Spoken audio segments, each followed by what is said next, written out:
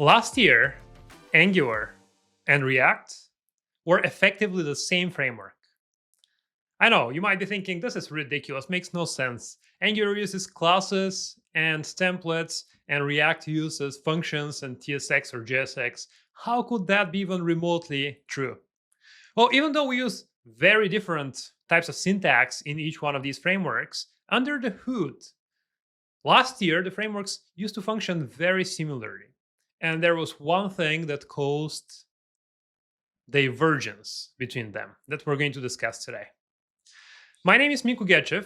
I'm the product lead for Angular at Google, where I'm also working on converging Angular with another internal framework called Wiz. You're going to learn about it in just a little bit. Today, I'm going to share with you how frameworks might be more similar under the hood that you would anticipate. And also, you're going to learn on a couple of major trends in the front-end space. And I'm going to make a prediction on what we could be potentially converging next. So let's go back to Angular and React again.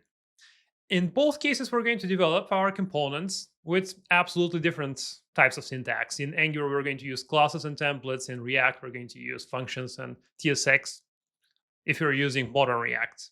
From there on, the framework is going to take these components at runtime and build a component tree. And the framework is going to make sure that when the data in our application changes, it updates the view. That's exactly the part where Angular and React were actually very similar a year ago, until something happened. In both cases, we would somehow notify the framework that the state has changed. From there, the framework is going to traverse this entire component tree to figure out what has changed and reflect the changes in the view. Let us look at a very simple example. Here we have an Angular application using Angular syntax because, well, that's the framework I'm working on. So more familiar with its syntax. We have the app component that has the user profile component and a shopping cart component inside of it. In the user profile component, we just display the username. And in the shopping cart component, we just iterate over a list of items in a cart. And for each one of them, we display the quantity. That's it. From here, the framework is going to build the following component tree. We have the app component at the root. We have the user profile component on the left. And we have on the right the shopping cart component. So let's suppose we update the first item in the shopping cart. In this case, the framework is first going to check whether anything changed in the root. After that, the framework is going to go to the left child and verify whether everything is still the same in the user profile component. And finally, it is going to go to the shopping cart component and figure out that the actual change that happened is actually only affecting this single component. In both change detection of Angular and reconciliation, the algorithm will be very much the same. So we perform two unnecessary visits of nodes just in order to verify that nothing really there changed. In both Angular and React, we can optimize that very much using the same approach, different syntax, but under the hood, the frameworks are using very much the same tree pruning algorithm. In Angular, we can use onPush, and in React, we can use memoization. When we specify in the cart that the quantity of the first item is 1, and we're using onPush or memoization, we could only visit the root component and the shopping cart component. So this way, we're going to skip one whole component subtree. In this case, the user profile component. But we still perform a necessary traversal. Now, if you're not convinced yet that Angular and React are more similar than they appear, or they were more similar than they appear, we can look at framework benchmarks. This here uses React hooks version 18 and Angular version 17. This was before Angular introduced its new control flow syntax, which significantly improved these benchmarks. In both cases, we can see that we have very much the same performance pattern here. Both frameworks are doing pretty poorly with swapping rows, and they have pretty fast partial updates. Now let's go back to our previous example. Here, we have this pretty small component tree. So in order to verify what's changed in it, we'll just have to traverse 3 components at most. which probably doesn't seem like a big deal, right? Whether we traverse one or three components, basically the same thing. But real life applications are very different. We often have hundreds or even thousands of component instances on the page at a given point. So if we have to traverse every single one of these components one by one every time when the state might have changed, this could slow down significantly our apps, and it could cause some user experience regressions, which would be pretty unfortunate. We can start dropping frames and provide suboptimal user experience. That is why Angular started evaluating what can we change to remove all these redundant tree traversals.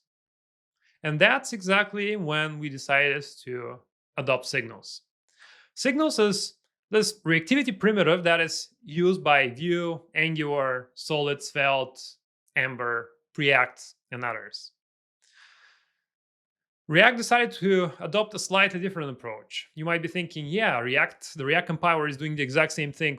Well, the React compiler is an amazing engineering accomplishment. It is a really solid piece of software, but it does something else. Instead of being extremely precise about what might actually have changed, which it does really well as well, by the way, it also separates the view in static and dynamic parts, which is very similar to what the Angular compiler does as well. Of course, in the React compiler, you're going to get a couple of more benefits, which are going to reach good amounts of fine-grained reactivity, probably not as fine-grained as you would achieve with Signals. With Signals, you declare a signal and you just read it in your template.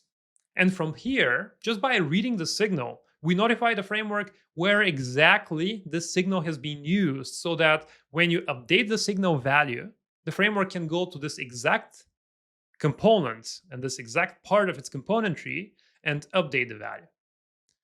Now, if we look at our more complicated example here with the hundreds of components, if we update the quantity of the first item, and this item here is a signal, instead of traversing the entire component tree, we'll just have to go to the individual components that have read the value of this quantity. And this way, we're going to prevent performing unnecessary traversals. That's pretty cool. Now you can see that Signals, they gained significant traction in the JavaScript community. They've been also getting traction inside of Google. In Google, we have Angular and a framework called Wiz. Wiz is, you can think about it as 11t or Astro to an extent, or Quick. In fact, Wiz invented resumability that Quick adopted about 2 years ago. And Angular and Wiz have been used for different kinds of products. But overall, we noticed that developers using Angular, they wanted some of the performance features of Wiz, and developers using Wiz wanted some of the developer experience features of Angular. So that's how we started collaborating together. I was assigned to figure out how we can potentially converge these two frameworks into one. And I joined the leads group of Wiz. By looking at their chat one day, I noticed that they were working on supporting YouTube. That's the second biggest website in the world, in improving their user interface story. And they were planning to do that with Signals. At the same time, though, Angular was already actively developing Angular Signals and figuring out the Angular reactivity story with Signals. So I decided maybe here we can collaborate. And this is how we started using Angular Signals in YouTube with Wiz. After YouTube started using Wiz with Angular Signals, they noticed 35% better input latency on low-end devices compared to their previous legacy virtual DOM implementation. They also noticed 60 frames per second swiping on low-end devices in YouTube mobile web shorts compared to their previous jitter implementation. And they noticed significant increase of engagement as well. So seeing that Signals were very successful in Angular and they're very successful in this converge story of Angular. We decided that potentially we could make them a thing in the broader JavaScript ecosystem. So we gathered together framework authors from Ember, Vue, Svelte, React, and other frameworks into the joint effort to make Signals part of the JavaScript language. This has been pretty exciting because the reference implementation for Signals originated from Angular Signals because they proved to be scalable and also to be versatile, used by two frameworks already. Now, I know merging two frameworks sounds like a really big deal, and it actually is. I'm not aware of anyone who has done that in the past. But the way we think about it is just taking the best from each one of these frameworks into the other until they eventually converge. And we'll be doing that by seeking opportunities to open source primitives and share them as industry best practices. I'll say that that's exactly what we did with Signals. By converging these two frameworks, we notice very similar concepts in all the frameworks out there. A lot of similarities in reactivity, authoring experience, event handling. Pretty much every single framework there has some version of dependency injection as well. And I know you're thinking, no way, React does not have dependency injection. Some people might be thinking also, no way, Angular does not have a context API. What if I tell you that Angular's dependency injection and React's context API are in fact serving very much the same purpose, and they have very much the same hierarchical structure? So frameworks are not that different, and there are a couple of deviations. One of them, as I mentioned, between Angular and React occurred thanks to the fine-grained reactivity that Angular implemented with Signals. All right, converging to different frameworks sometimes can create concerns around stability. So this is something that we have been really heavily investing in Angular for a while now. Every single change that we do in Angular goes through a pull request, and we have over 27,000 pull requests to the Angular repository that we have handled so far. Most of them merged, the vast majority of them, I'll say. And each one of them goes through over 20 different checks. Of course, size regression tests.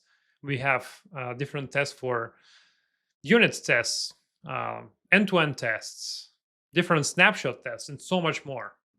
But probably the most impactful one that is extremely unique to Angular is the so-called Google internal tests, which means that every single change that we push to GitHub goes through internal tests. So all the hundreds of thousands of tests that are dependent on this change in Google are going to let us know if this change was backward compatible or not. If we break something, we need to fix it, which means a lot of pain for the Angular team. But at the same time, it means unmatched backwards compatibility. So this is what makes us very confident in the stability of Angular. Now, I would like to finish this talk with a prediction about another thing that frameworks will be converging on in the future. And in my opinion, this is event replay and fine-grained code loading. Now, in a traditional application, which is not optimized using client-side rendering only, the user is going to navigate to a URL. The server is going to respond with some HTML. There is going to be some reference CSS and JavaScript that the browser will have to download from the server. From there, we have to execute the JavaScript, and we're going to fetch some data, and finally, we're going to render something onto the screen. And this could take forever.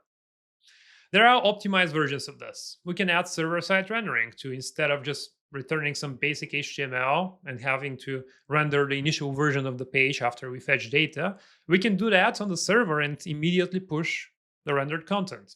But we still have an interactivity gap. Since we render to the moment in which we execute the JavaScript and attach all the event listeners, there is nothing going on the page. Like, if the user starts interacting with the page, just there will not be event handlers to handle these events. And this interactivity gap, at Google, we have been handling it with something called event replay.